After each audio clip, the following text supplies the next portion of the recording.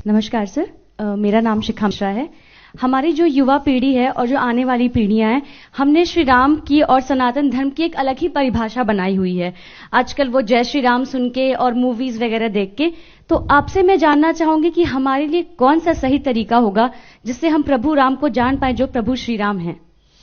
देखिए, जो आपने बात कही वो सही बात है। मूवीज में एक इमेज बनी हुई है कि टीका लगाए, कंठी माला पहने और धोती कुर्ता पहने व्यक्ति विलेन ही होगा, ये तय मान लीजिएगा।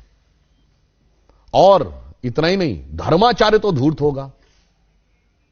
इतना ही नहीं, प्रोफेसर मजाक का पार्ट होगा। पढ़ने लिखने वाला छात्र बेवकूफ होगा, वो चतुर महालिंगम होगा। और क्लास बंक करने वाला इंटेलिजेंट होगा। पॉकेट मारने वाला व्यक्ति जो होगा वो तो उदार होगा, क्योंकि वो चोरी करके बांट रहा होगा। ठीक। और जो बिजनेसमैन है या जो नौकरी कर रहा, वो बेवकूफ टाइप का दिखाया जाएगा, वो जिंदगी की दौड़ में पिछड़ता दिखाया जाएगा। अरे बहुत सारी चीजें दिमाग में भरी गई हैं फिल्मों में। ये बताइए, ये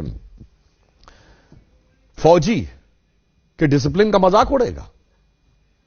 हर हिंदी फिल्म में साउथ इंडियन मजाक का पार्ट होगा।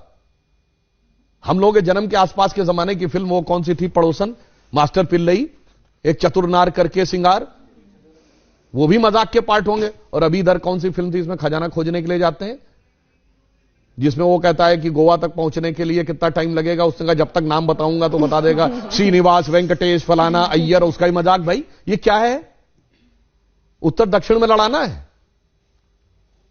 हर फिल्म में सरदार मजाक का पार्ट होगा। बहुत बड़ा षड्यंत्र था, ये एक लेफ्टिस्ट एजेंडा था। और इसमें मैं ये नहीं कह रहा हूं कि इस फिल्म वालों ने जान के किया है, वो तो बेचारे खुद भी नहीं जानते। उनका माइंडसेट ऐसा कि उसके टूल बन गए। तो नई पीढ़ी ने तो बहुत कुछ ऐसा ही देखा है और ये बड़े करीने से उसके दिमाग में बैठा दिया गया है। अरे भाई, हम लोग भी बच्चे थे तो ऐसी बात रहती थी, बाबा आ जाएगा, झोली बाबा पकड़ के ले जाएगा, तो मतलब वो दाढ़ी वाला बाबा ही झोली होगा। और मैं किसी के प्रति अवमानना नहीं करना चाहता, मगर एक बात बताइए, कभी किसी मौलवी को नेगेटिव रोल में दिखाया गया हो तो बताइए। इवन आतंकवाद वाली फिल्मों में भी उसको कैरेक्टर रोल में दिखाया जाएगा। यह सोचने की बात है। एक ही फिल्म में, अमिताभ बच्चन जी की फिल्म है 1970 के दशक की, जिसमें जब उनकी भाभी आती हैं और या मां अगर उनको प्रसाद देगी, मैं नहीं लेता ऐसा प्रसाद, मैं नहीं मानता ऐसे भगवान को जो गरीब का पेट नहीं भर सकता, उसी फिल्म में 786 का बिल्ला उनकी जान बचाता है और उसको यूं हाथ से लगा रखते। सोचिए कैसे दिमागों में चीजें भरी गई हैं। इसलिए मैं युवा पीढ़ी से कहूंगा, इस जगत प्रपंच से बाहर निकलिए और ओरिजिनल अपने टेक्स्ट पढ़िए। विवेकानंद का साहित्य पढ़िए, स्वामी राम तीर्थ का साहित्य पढ़िए, श्री अरविंदो का साहित्य पढ़िए। गांधी जी ने जो बातें बताएं, आप सबने शनि की 7.5 वर्ड सुना होगा। ये 7.5 का मतलब क्या होता है? शनि एक राशि पे 2.5 साल रहता है और वो इतना शक्तिशाली, जिसे ढैया कहते हैं आप, एक उसकी इतना शक्तिशाली होता है कि एक राशि आगे और एक राशि पीछे तक इंपैक्ट रखता है। यानी कोई बहुत पावरफुल है तो उसका इंपैक्ट एक स्टेप आगे एक स्टेप पीछे। तो 2.5, 2.5, 2.5, 7.5। तो कहते हैं ना, पहली ढैया, दूसरी ढैया, तीसरी ढैया। 12 राशियां हैं तो टोटल कितना हुआ? 12 इंटू 2.5, 30 ईयर्स। तो शनि का रोटेशन साइकिल 30 ईयर्स है। भगवान राम के भी तो 7.5 लगी थी, कहां था तो बन गए थे। तो 2.5 साल मतलब 30 साल का रोटेशन साइकिल शनि का है। ये तो हमें हजारों साल से पता था, इनको कब पता चला? अभी 100-200 साल पहले। और ये बताते हमको, यार हम साइंटिफिक थे, तुम नहीं थे। मेरे भाई, तुमने तो कहा सूर्य पृथ्वी के चारों ओर घूमता है। और मजे की बात जानते क्या है? गैलीलियो ने कहा 1633 में कि सूर्य पृथ्वी के चारों ओर घूमता है। यह गलत है, पृथ्वी सूर्य के चारों ओर घूमती है। तो उसको कह दिया गया कि तुम्हारी मौत की सजा दे दी जाएगी। उसने माफी मांगी, उसको अपराधी चर्च का घोषित किया गया, चर्च का अपराधी। और वो चर्च के अपराधी की श्रेणी में जानते कब तक रहा है? 1992 तक।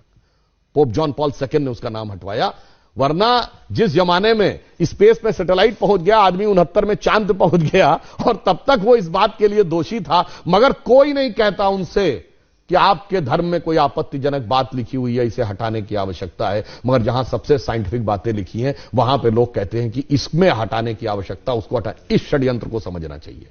इस षड्यंत्र को आप भली भांति समझें तो आपको समझ में आएगा कि जो सभ्यता सर्वाधिक उदार है, उसी सभ्यता के साथ सबसे अधिक छल किया जाता है, जिसे हम कहना चाहेंगे आजादी का अमृतकाल है।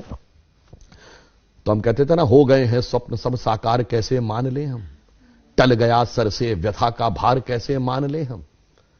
राष्ट्र को है लोग भूले, स्वार्थ है युग मंत्र सारा, वर्ग जाति विभेद की अब बह रही है कलुष धारा। इस अमा के तिमिर को, यानी अमा अंधकार, तिमिर मतलब अंधकार, रात्रि के अंधकार को अब अरुणिमा क्या मान ले हम। टल गया सर से व्यथा का भार कैसे मान ले हम। और आगे की लाइन सुनिए, वो महत्वपूर्ण है। वेशवाणी तत्व दर्शन दूसरों से यह सभी ले, विकृति को हम ग्रहण करते निज प्रकृति को आज भूले। इस विदेशी नकल को अब अस्मिता क्या मान ले हम। हो गए हैं स्वप्न सब साकार कैसे मान ले हम। इसीलिए मोदी जी ने क्या कहा है, अमृत काल के जो 5 प्रण हैं उनमें पहला है भारत को विकसित राष्ट्र बनाना है, दूसरा है गुलामी की मानसिकता के हर प्रभाव से अपने को मुक्त करना है, और तीसरा है अपनी विरासत पे गर्व करना है। इसीलिए गुलामी की इस मानसिकता से बाहर निकलिए तो नया भारत दिखेगा, जिसके लिए हम कह सकते हैं कि स्वप्न देखा था कभी वो आज हर धड़कन में है और एक नया भारत बना।